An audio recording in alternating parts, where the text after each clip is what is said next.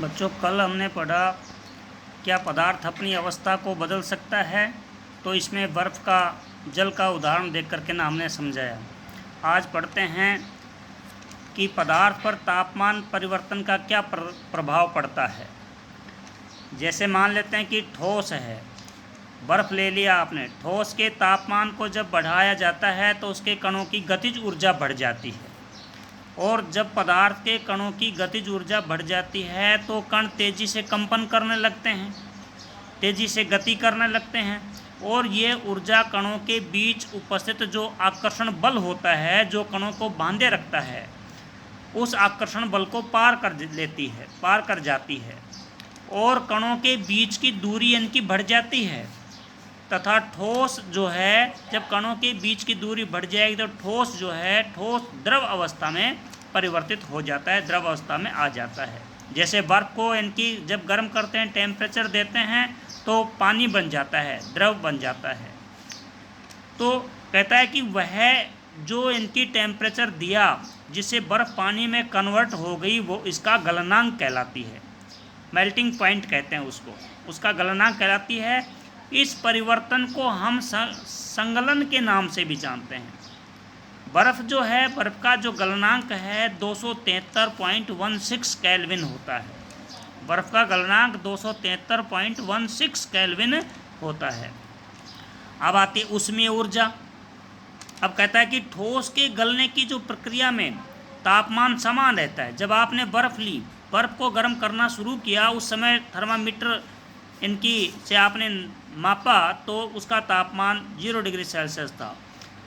अब आप इसे इनकी ऊष्मा देते हैं, तापमान देते हो। तापमान देने पर कहता है कि जब तक पूर्ण रूप से बर्फ़ नहीं पिघल जाती, छोटा सा टुकड़ा रहता है, तब भी उसका तापमान 0 डिग्री सेल्सियस ही रहता है। तो ये इनकी जो ऊष्मा इतने समय से आपने इनकी दी, इस ऊष्मा, ये ऊष्मा गई कहाँ पर? ये जो ऊष्मा है, ये अवस्था परिवर्तन के काम में आ जाती है। अर्थात बर्फ़ जो है, बर्फ़ को पानी में परिवर्तित करने के काम में आती है। इस ऊष्मा को ही हम गुप्त ऊष्मा के नाम से जानते हैं, गुप्त ऊष्मा कहते हैं। इसी प्रकार जैसे जल, या मान लेते हैं कि द्रव है कोई भी, उसको जब ताप दिया जाता है तो वह कणों की गतिज ऊर्जा उनकी बढ़ जाती है, और गतिज ऊर्जा बढ़ जाती है और स्वतंत्र हो जाते हैं, फ्री, इनकी कंपन करने लगते हैं, एक दूसरे से दूर जाने लगते हैं, तथा द्रव जो है वो गैस अवस्था के अंदर बदलना शुरू हो जाता है। पानी को जब इनकी उबाला जाता है तो उबालने पर वाष्प में परिवर्तित होना शुरू हो जाता है। क्यों? क्योंकि गतिज ऊर्जा बढ़ जाती है, कण एक दूसरे से दूर दूर इनकी चले जाते हैं। वायुमंडलीय दाब पर वह तापमान जिस पर द्रव उबलने लगता है, अर्थात द्रव जो है वाष्प में बदलना प्रारंभ कर देता है, उसे इसका क्वथनांक कहते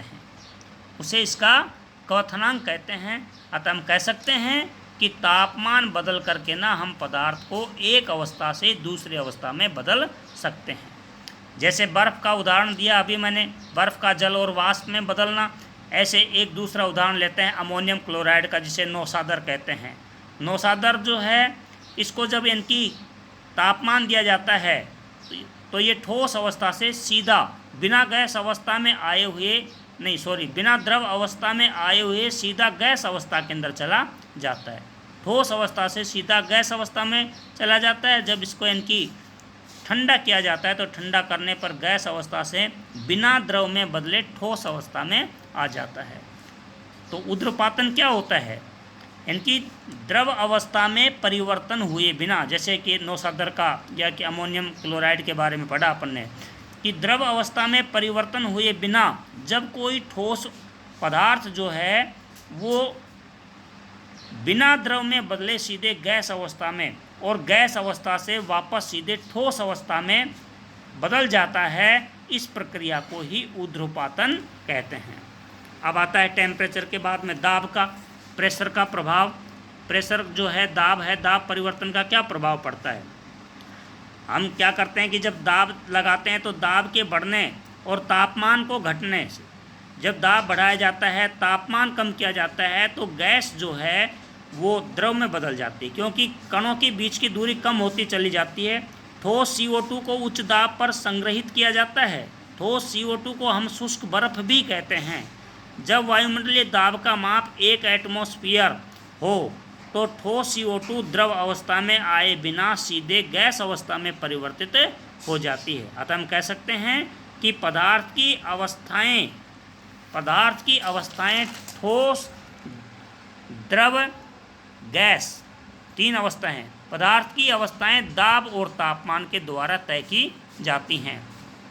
जैसे मान लेते हैं कि ठोस है, उसका जब संकलन किया जाता है तो द्रव अवस्था में आ जाता है। द्रव का जब यानी कि वाष्पीकरण किया जाता है तो गैस अवस्था में चला जाता है। गैस का जब यानी कि ऊर्ध्वपातन करते हैं तो सीधा ठोस में आ जाता है। ठोस का ऊर्ध्वपातन करते हैं तो सीधा यानी कि